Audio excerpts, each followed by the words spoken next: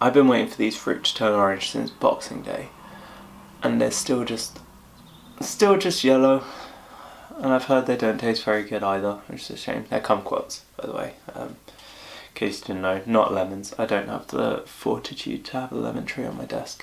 Good morning everyone, welcome back to another video. I've got an itchy beard, and a very stuffy, hot room right now. I had the windows open, but I'm on a busy road, so I can't do that. So, I hope you're doing well. Let's just jump right into it. We are in Luke chapter 4, verse 31. Yesterday, Jesus went into the synagogue and read out a prophecy about him, and basically turned to all the people in the synagogue and said, "This is me. I'm the fulfillment of that prophecy." And they went, "No, you're not. Prove it." And he said no. And so they got very angry with him and chased him out of the place, basically, and tried to kill him, but he got away. And so we are now continuing on from that and seeing where Jesus goes next and what he does next. So from verse 31 in Luke chapter 4. "And he went down to Capernaum." We talked about Capernaum yesterday. A city of Galilee. And he was teaching them on the Sabbath. So that's one of the things you don't do on the Sabbath. We talked about the Sabbath before, how that is the day of rest, where you're not supposed to do anything at all, you're just supposed to rest. And Jesus was going around teaching. And they were astonished at his teaching, for his word possessed authority. So this is actually quite a big deal. It seems kind of like a standard thing. It's like, oh yeah, he speaks with authority, that's cool. Like for whatever reason in our language, speaking with authority has become quite a commonplace thing. But it actually has quite a significant meaning in this context where they talk about someone having authority, because it means the words that they say are true and they come from a real source and come with real power. So possessing authority in your speech is actually quite an important thing. That's not just something that some people just do. And in the synagogue there was a man who had the spirit of an unclean demon, and he cried out in a loud voice, "Ha! What have you done? What have you to do with us, Jesus of Nazareth? Have you come to destroy us? I know who you are, the Holy One of God." So we've got a demon as one of the first things that Jesus is coming across in here. He does 21 miracles, I think, in the book of Luke, according to the notes that I have. And this is the first one that we're going to have a look at.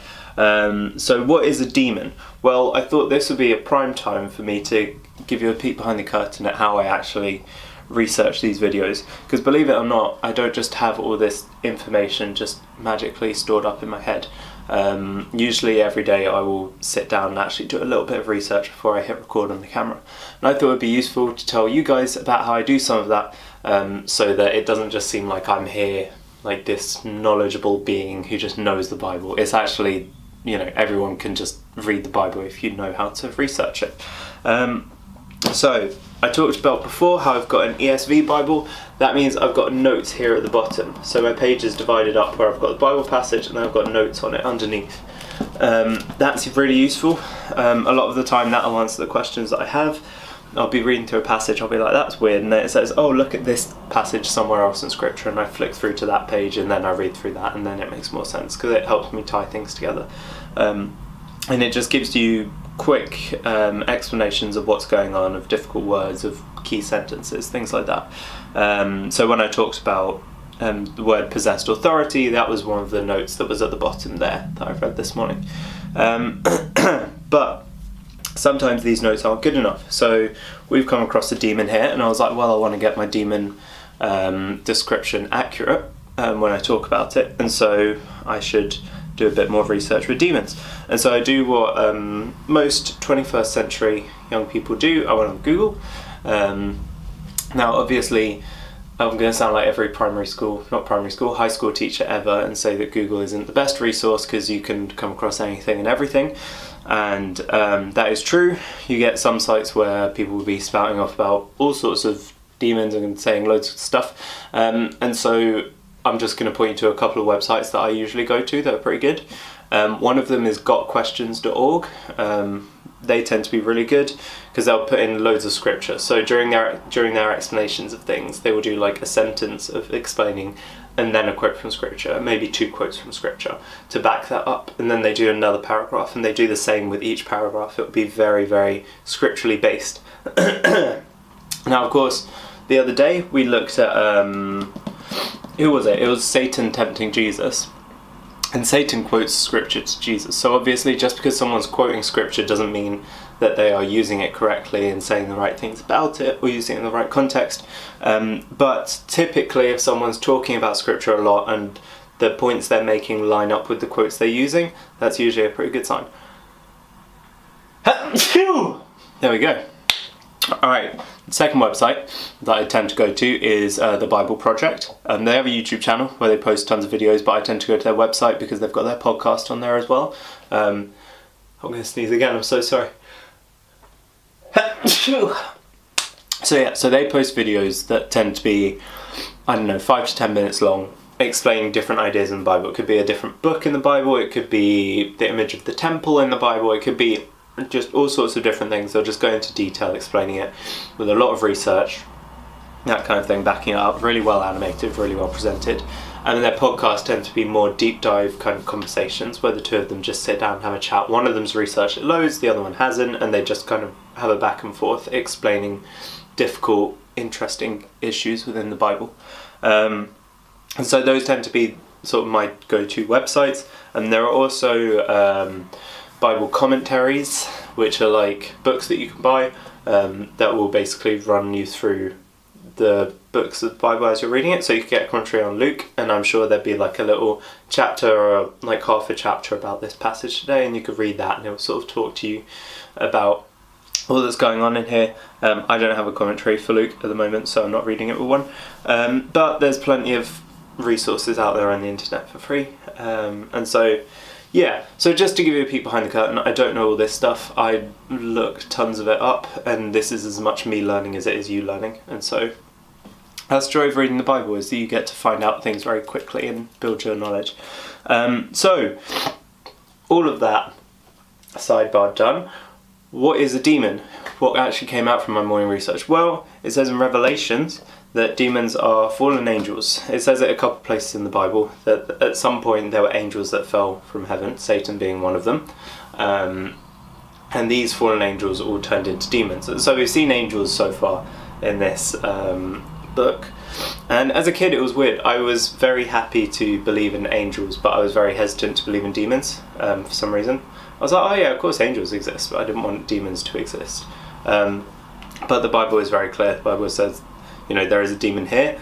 It's evil spirit, evil force acting in the world. They have the power to possess people and do things like that. But ultimately they can't, they need people to feed into them. It's kind of like a, what is it? Is it a virus that isn't alive in itself? I think so. Or it needs a living host for it to exist, like a parasite. It needs something to grab onto. The demons do exist, but they need us for them to actually have sort of any power or sway in the world. And so if we turn to Jesus and follow him and trust in him, he is the defeater of demons and we'll be okay. And so let's see what Jesus replies to this demon.